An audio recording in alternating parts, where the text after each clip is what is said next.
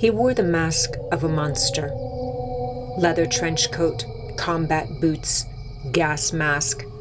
He called himself the Zombie Hunter, stalking Comic-Cons and parades with a fake shotgun and a hollow stare. To most people, he was just eccentric, a man playing dress-up, a harmless misfit. But beneath the mask was something far more sinister, and for over 2 decades, Arizona was haunted by 2 brutal murders: the mutilation and decapitation of 22-year-old Angela Brasso, and the sexual assault and killing of 17-year-old Melanie Bernaz. The cases were chillingly similar: surgical cuts, sexual mutilation, the killer's apparent need to preserve trophies. And for 20 years, the killer remained unknown, untouchable, until a single DNA match led police to a man sitting quietly at his kitchen table, a man who had been hiding in plain sight. This is Crime Stands Still, Deep Cuts, and this is the story of the Zombie Hunter. I'm your host, Carrie Drobin.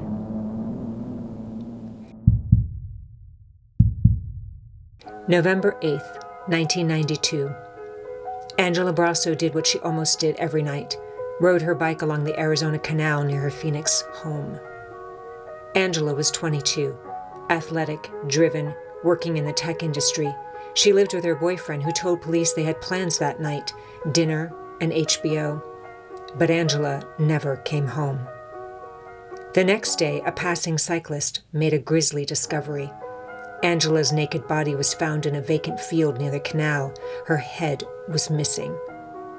The medical examiner's report painted a disturbing picture. She had been stabbed repeatedly in the back. Her head had been severed cleanly below the chin. She had been sexually assaulted, and 11 days later her head was found floating in the Phoenix Canal. But it was in near pristine condition, as if it had been preserved. The mutilation was deliberate, cold. This wasn't a frenzied attack. This was a controlled act, calculated and ritualistic. And the bike Angela had been riding, never found.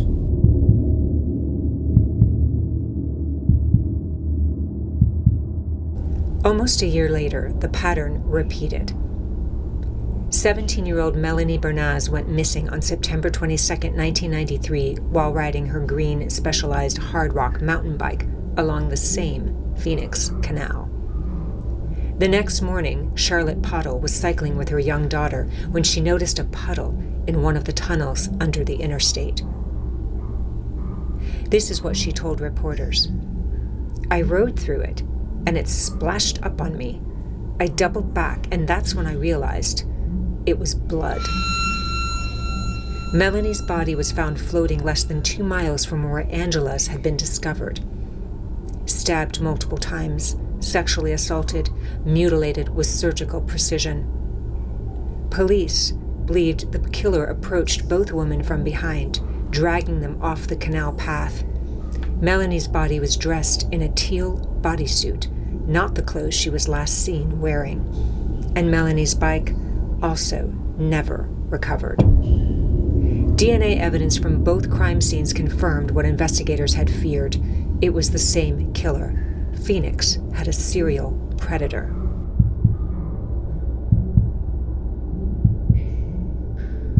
Phoenix in the early 1990s was gripped with fear.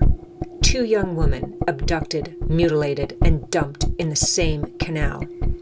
The city's women stopped going out alone. Cyclists stopped using the canal, and speculation grew. Was this the work of one serial killer or 2? FBI profiler Robert Ressler, one of the original mind hunters, weighed in.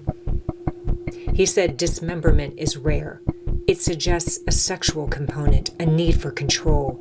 The killer isn't killing out of rage. He's killing for satisfaction. But the killer went silent, and the case went cold.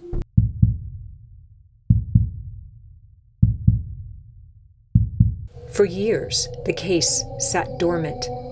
Then, in 2014, forensic genealogist Colleen Fitzpatrick introduced Phoenix detectives to a new technique: Y DNA matching. She traced crime scene DNA to 6 matches to the name Miller. One of those matches, Brian Patrick Miller.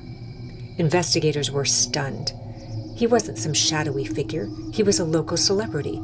Everyone in Phoenix knew Brian Patrick Miller as the zombie hunter. He paraded around Comic-Cons and festivals in a long trench coat and gas mask, carrying a fake Gatling gun. He even bought an old police car and tricked it out with "Zombie Hunter" scrawled across the sides. A bloodied mannequin propped up in the back seat, and the most chilling part, cops lined up to take pictures with him. They smiled alongside a man they had no idea was a serial killer.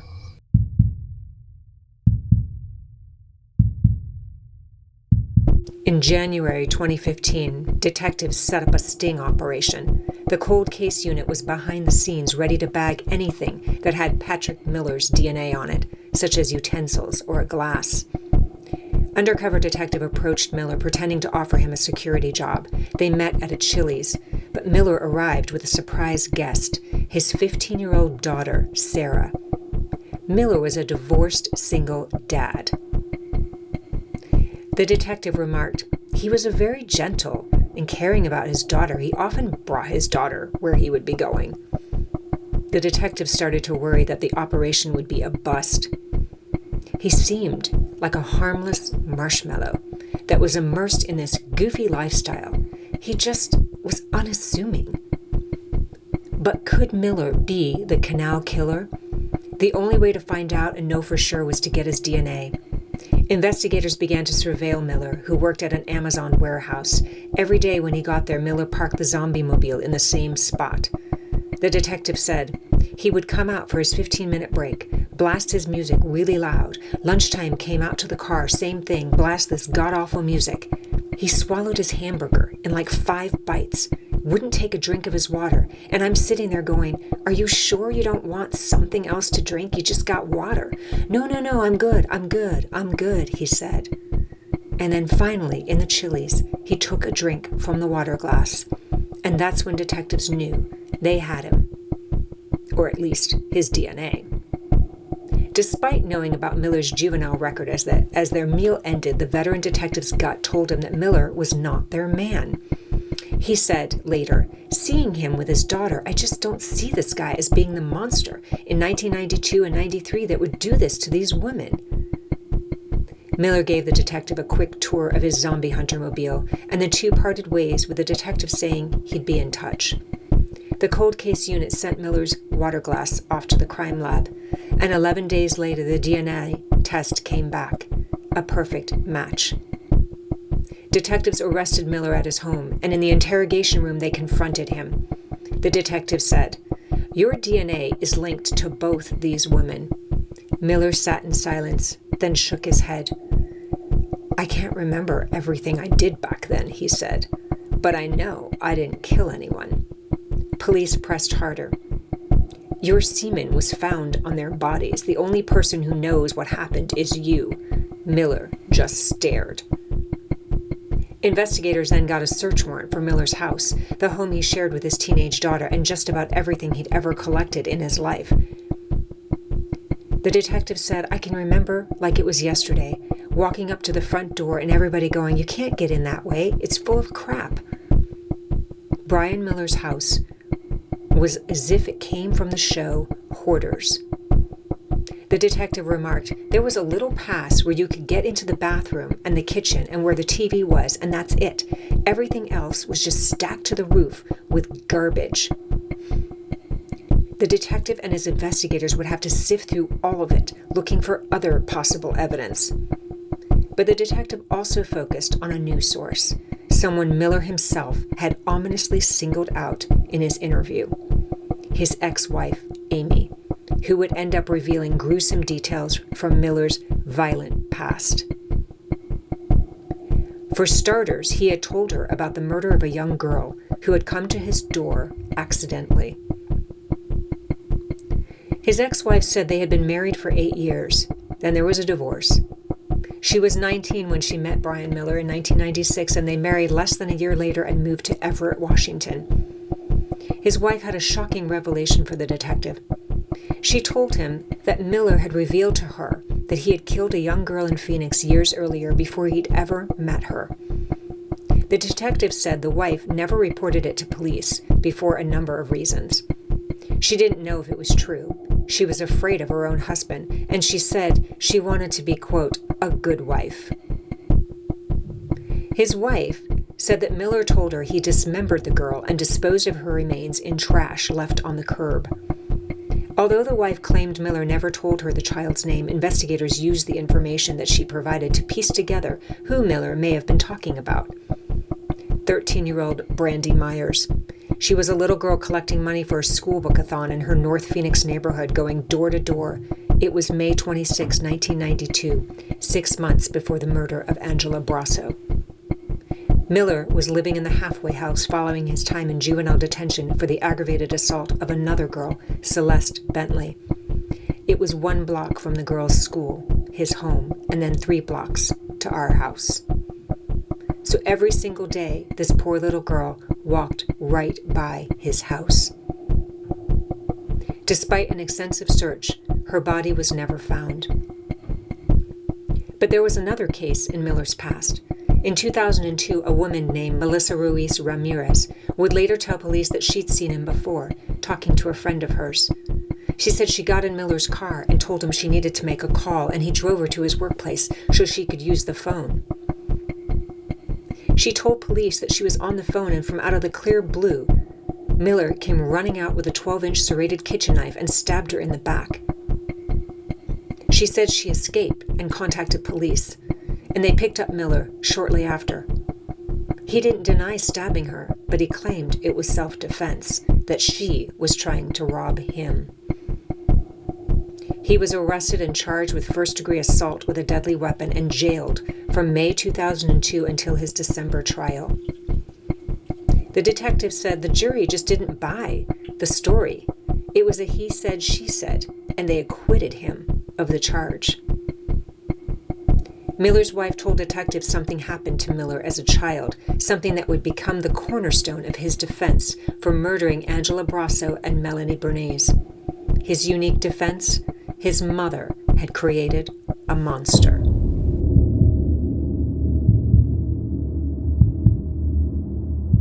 As investigators dug deeper, they found Miller's disturbing teenage manifesto, labeled The Plan. It was handwritten and detailed how he would kidnap, sexually assault, mutilate, and kill his victims. He listed them from 1 to 5. He had been planning the murders for years. And in 1989, when he was just 16, he stabbed the woman named Celeste Bentley on a city bus. She survived. She said, he had run by me, and I thought he had just hit me. I just yelled at him. I was like, why? Why'd you do that? And then I reached back and touched my back and realized it was blood, and I had been stabbed with a single knife wound to her upper back. She managed to run to a store where a nearby coworker called for help, and about 30 minutes later, when Bentley was in the back of an ambulance, she told police who he was. They found him, and they wanted to bring him into the ambulance to show me who he was. Miller pleaded guilty, and he was sentenced to juvenile detention until he turned 18. After his release, his mother refused to let him come home, fearful for her own safety.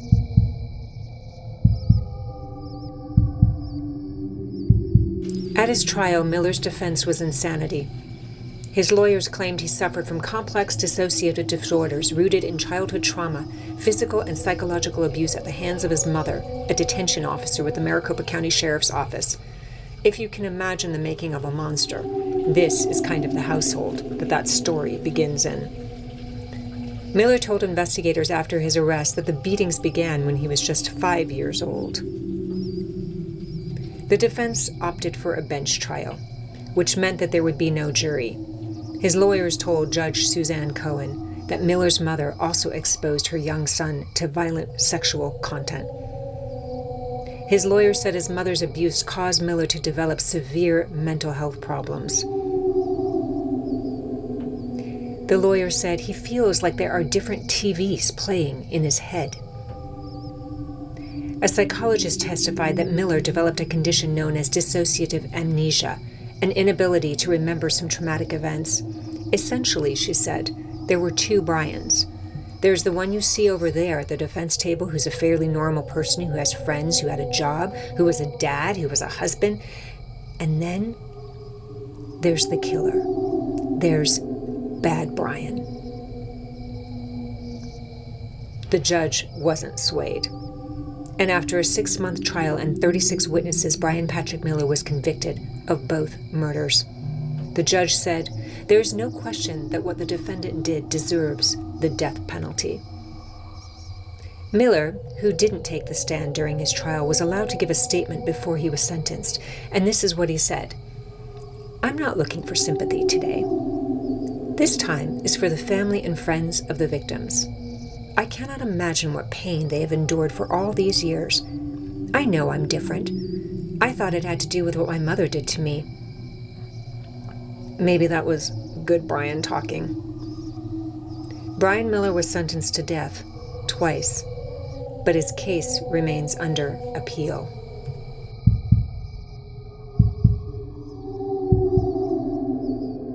Angela Brasso and Melanie Bernays weren't the only young women to disappear along that stretch of canal. Police have quietly reopened investigations into other disappearances from the 1990s, cases with eerie similarities. Because if Brian Patrick Miller wasn't the only monster stalking the Phoenix Canal, that means the other one might still be out there. This is Crime Stands Still Deep Cuts. Some ghosts never stay buried.